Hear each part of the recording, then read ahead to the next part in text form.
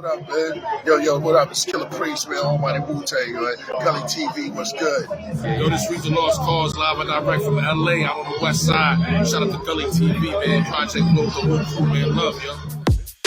For all your advertising, networking, and promo, make sure you reach out gullytvboss@gmail. gullytvboss@gmail for all your marketing and promo. Peace.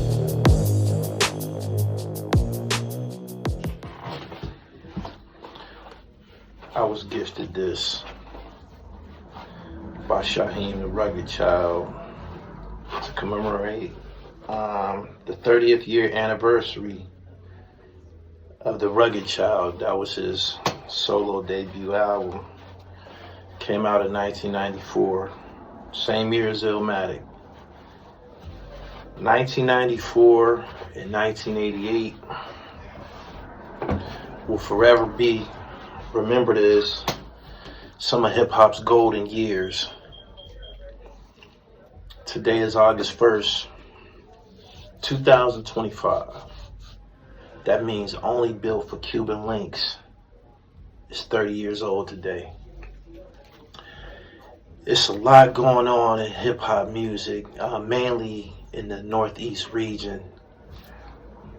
I can't stress enough how fulfilled I've been feeling lately musically. It hasn't been like this in a very, very long time. In fact, it seems like 2025 is turning into one of those magical years in hip-hop. It was unannounced. Nobody seen this coming. It probably had a lot to do with Nas's mass appeal releases, where he decided to bring back guys like Slick Rick. He got a project coming out this month with Ghostface Killer. He just dropped dope project with Raekwon. Shout out to Mass Appeal. But every piece of music that we're appreciating today is owed credit to this masterpiece right here. Everything that we appreciate about music, in my opinion, this is the creme de la creme right here. This just kicked off everything. This is a part of my development as a young man. I was always a very, very big fan of hip hop, but this project right here, this was the first project I remember that influenced me in so many ways. Mainly, it had this fashion and sound sonically combined in one project. And I remember the first day that I heard it, I was standing on the corner, 17th and German. I'm out there getting some money. It's the summertime, and my man JC rode through the block in his Regal, and he was playing Verbal Intercourse. And I remember just hearing that shit. I'm like, I waved him down because I heard him coming up the block, and then dun dun dun dun dun dun dun. And I flagged him down. I'm like, yo, who is that? And he like, this is Raekwon. This is Raekwon the Chef.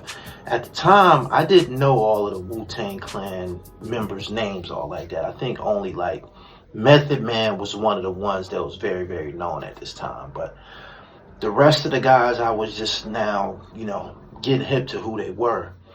But he was like, yeah, this is Raekwon shit right here.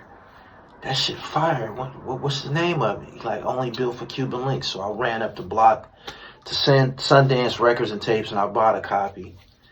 And I had just got out of jail that summer. I just beat a shooting. So I didn't have a car at the time. I was riding around on a moped. And I took that joint home and I popped it in, and I was playing NBA Jam and I was listening to it. And I was like, damn. I opened it up. And back then you could pull these inserts out that were almost like mini posters and shit. And I unfolded it. And I'm looking at these pictures of Ghostface Killer and Raekwon, and they had an order form for Wu Wear inside there. So they had all types of like apparel and shit inside this insert. And I remember just sitting there looking at Ghostface and Raekwon and the shit that they had on. Raekwon had this picture inside this CD where he had the coffee pot, he had the pot, he had his shirt off, he had on I think he had a Figaro chain on, and this picture is just everything. If he was living like this, it was a bold statement, and it was almost like an image that we pledged allegiance to, and it was right there, contained within a musical project. And he got the pot in his hand, and he putting the water on the pack. You know what I'm saying? He cooking this shit, and it just made cocaine and living that lifestyle seem so prestigious at the time. I looked at that picture, I just couldn't stop looking at that picture. I couldn't wait to go get one of those Applejack hats. He had like a plaid Applejack on. And if you guys have seen me on this platform rocking an Applejack, it was influenced by that picture. I've had many of them over the years, but it was definitely influenced by that specific picture. I remember looking at pictures of Ghostface, and I think he had two Cuban Links, two big Cuban Links with Jesus pieces on them. And these dudes was just like, this shit was like, damn. You know what I mean? And it just made you want to get your fresh game up. Like, clothes meant everything already. Sneakers already meant everything. But the thing with my introduction to Wu-Tang Clan is it really, really was triggered by that CD. Now, I had already been listening to Cream and Also Simple, but they didn't have any money at the time. Them niggas, if you go look at the old videos, they was wearing the same shit in the Also Simple video that we was wearing on the block in the projects and shit. Those plaid Scully hats and shit, and you know, the Timbs and the Bubble Gooses and shit, they didn't have any money yet, but Cuban Linx, they had touched some money and shit. So it just took my breath away. That was definitely my introduction. I started to check for them. They started to appear in magazines more. And Wu-Tang Clan was the first rap group to me that served as a shopping catalog. What I mean by that is, you got 9 MCs plus Capadonna. Cap came home and he made his debut on Only Built for Cuban Linx on Ice Cream. So you got 10 MCs. You got 10 different outfits. That's 10 different leather jackets. That's 10 different polo sweatshirts. 10 different Tommy Hill jackets, 10 different pairs of Timbs, 10 different Helly Hansons, 10 different Columbia jackets. It was just a shopping catalog. Like when you seen them guys in magazines, or if you seen them on television or some shit. I remember they was at some type of award ceremony, and the camera panned to them, and they was out there like, and they had that shit on, man. They had the big cables on and shit like that. And it just made a young motherfucker who was in the streets get money at the time say, God damn! You know what I'm saying? It was just like, it was like energy. It was like energy. I can't stress this enough. It continued from Cuban Linx to the Iron Man project to the Can-Made video to All I Got Is You. For many, many years, they carried me with this cloud of creativity that gave me an idea of how I wanted to look. You know what I'm saying? I already had an older brother. I had my father in my crib. They was fly guys. But Wu-Tang was a breath of fresh air as far as the fashion. And the fashion and their appearance had a lot to do with me getting this tattoo on my arm. It did. It had a lot to do with me getting this tattoo on my arm. Today is the 30-year anniversary of Only Built for Cuban Linx. Cuban Linx is one of the crown jewels of hip-hop. It will go down in history right up there alongside projects like Public Enemies, It Takes a Nation of Millions to Hold Us Back, or Straight Outta Compton by NWA. It's just one of those priceless offerings, one of those priceless moments, and I really, really believe that Cuban Linx is the crown jewel in the Wu-Tang Clan musical catalog. RZA really, really did his thing. I interviewed Blue Raspberry on his platform, and she sung Rainy Days. Yeah. It's a mystery inside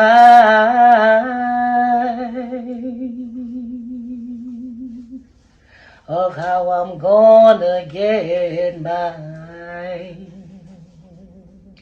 I'm thinking about so many ways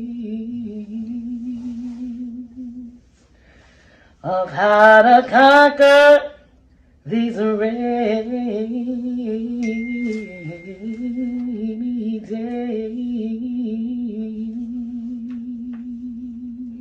Live on my platform, that meant a lot to me. Thanks to Shaheem, I was able to attend Ghostface Killer's birthday party a couple of years ago. Met him in person. I've been on FaceTime with him. I've conversated with Raekwon. I've conversated with Ghost. I went to a Ghostface Killer's coffee shop. I interviewed Sean Wiggs. It's just been, I'm just elated to be in this position. I told people many times, as far as Gully TV is concerned, once I started to really escalate through this business, it was like my magazines started to come to life. When I was younger, I was always locked up, and my mom owned a bookstore, so I always had a lot of books and magazines coming in. And I had the Source, I had the Vibe, Double XL, just any hip hop publication I was out at the time, I had it in jail. And I had them on the streets as well. I still got a lot of them. And the images that I would look at in these magazines, when I got in position as Gully TV, these images started to come to life. I met Sadat X. I sat down with Sadat X in his crib, and he opened up totes full of polo sweaters and shit like that. I've smoked with Lord Jamar. I've hung out around Method Man in the club backstage and shit like that. I visited Shaolin. I've been all through Stapleton Projects. Shaheem is a good friend of mine. I interviewed Capadonna, kicked it with him. I actually sung Winter Wars with Capadonna live on my platform.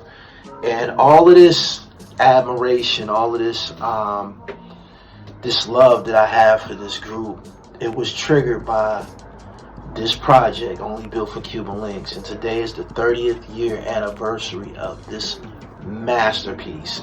Standout songs on Only Built for Cuban Linx: Incarcerated Scarfaces, Rainy Days, The Guillotine, Ice Cream, Verbal Intercourse.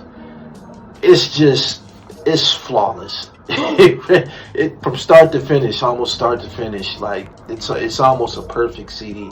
I believe it is a perfect CD. It is. If I had to travel across country and I had to take 2 or 3 CDs with me, Cuban Linx would definitely give me exactly what it was that I needed to, to navigate this trip. But yeah, today is the 30th year anniversary of Only Built for Cuban Linx.